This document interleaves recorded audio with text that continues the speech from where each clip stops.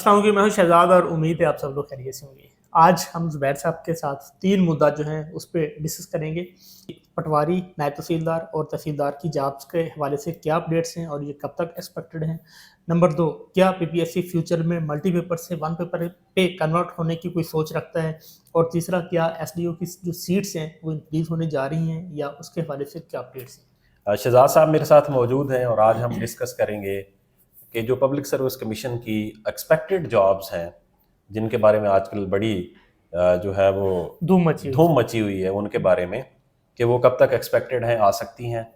और इसके साथ एक और मुद्दा भी है, बहुत सारे बच्चे ये पूछ रहे हैं कि क्या एसडीईओ जो पंजाब इन्फोर्समेंट रेगुलेटरी अथॉरिटी, इसकी सीट्स भी इंक्रीज होने लगी हैं या नहीं। तो ये आज का मुद्दा है। शहजाद साहब बहुत शुक्रिया सर, थैंक यू। जी सर, लोग तो बहुत बता रहे हैं कि तहसीलदार की भी, नायब तहसीलदार की भी और पटवारी की भी।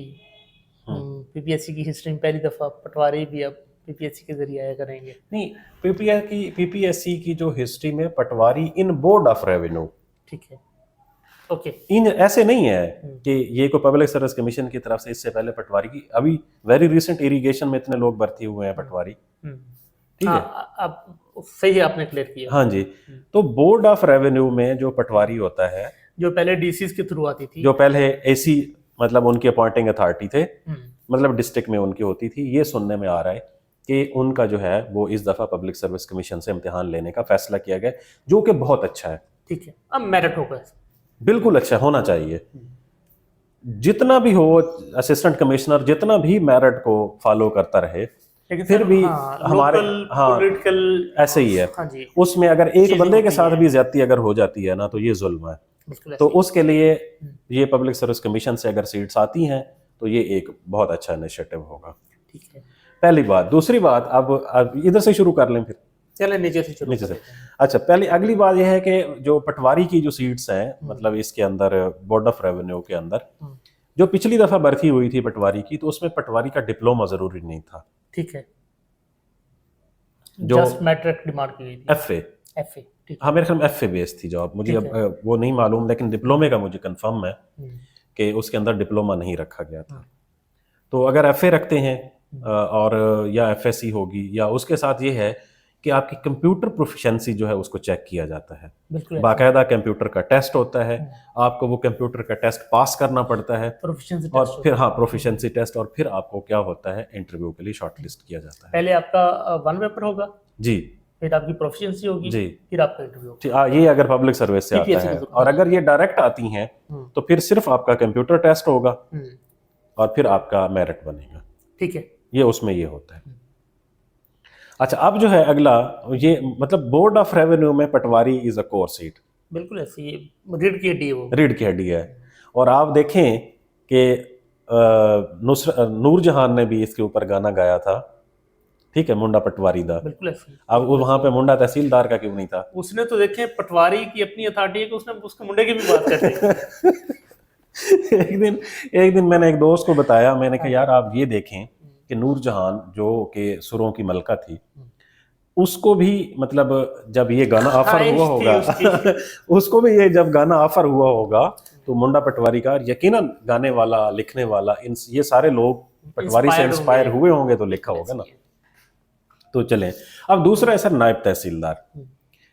हमने कोई 2-2.5 महीने पहले इस पे बात की थी कि जी नायब तहसीलदार की जो सीट्स हैं वो एक्सपेक्टेड हैं जी, बिल्कुल। तो अब वो जोर पकड़ गया है। एक तो आप 2 महीने पहले वो बात कर देते हैं, तो ये भी मुझे आपसे गिला है, तो आप वक्त पे किया करें ना बात। ठीक हो गया जी।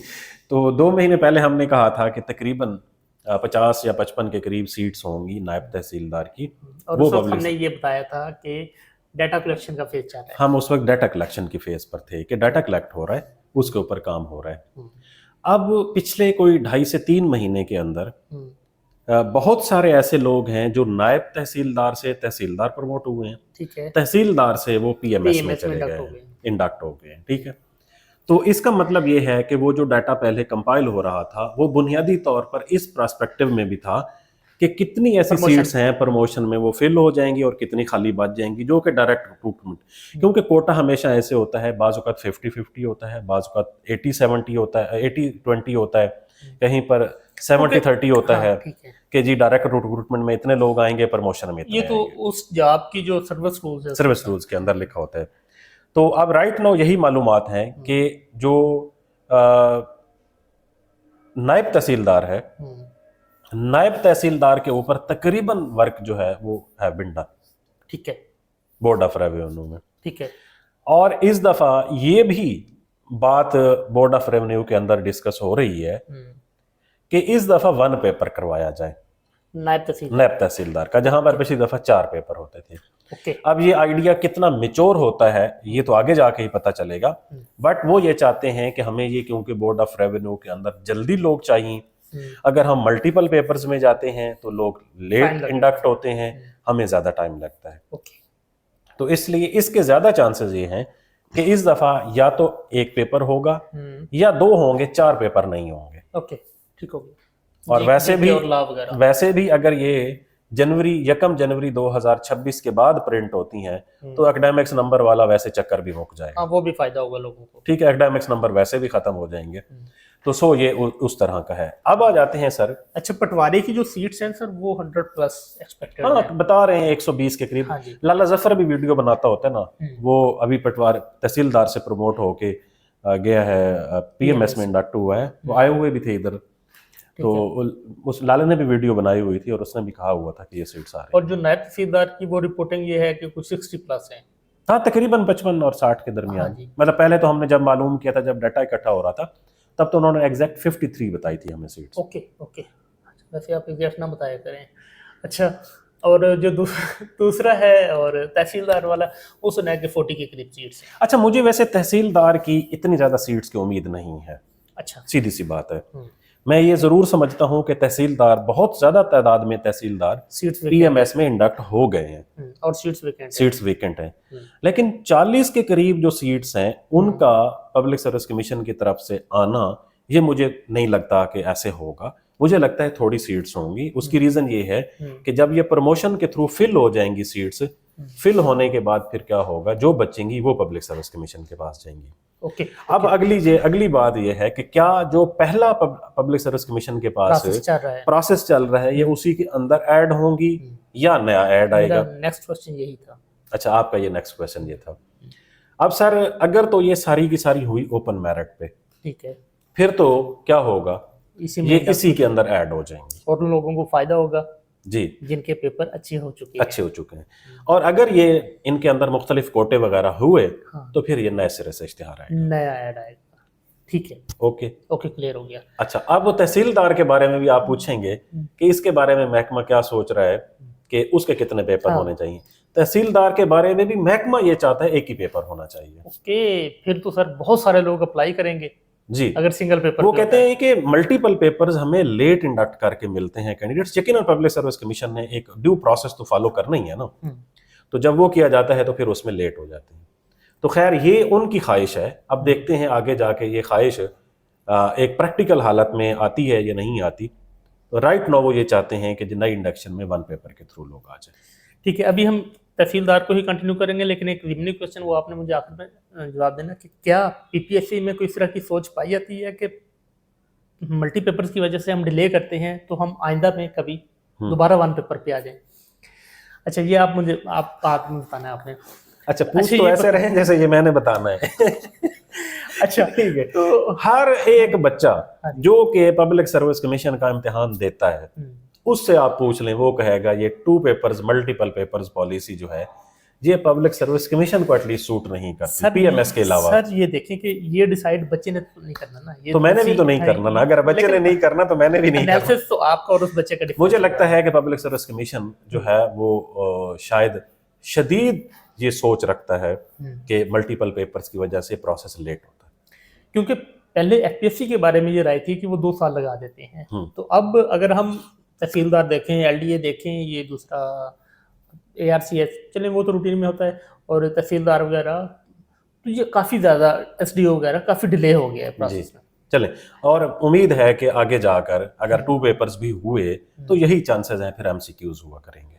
हाँ, ये ठीक है, ऑप्शन डिस्कस रीजनेबल ऑप्शन है, तो ये होना चाहिए। अच्छा जी, अब मेरा इससे क्वेश्चन ये था फर्दर कि ये जो जॉब्स हैं तहसीलदार, पटवारी और नायब तहसीलदार, ये कब तक एक्सपेक्टेड होंगी कि ये पब्लिश हो जाए हेड? सर क्योंकि जो नायब तहसीलदार और पटवारी वाला जो प्रोसेस है ना, वो तो ऑलमोस्ट डन है।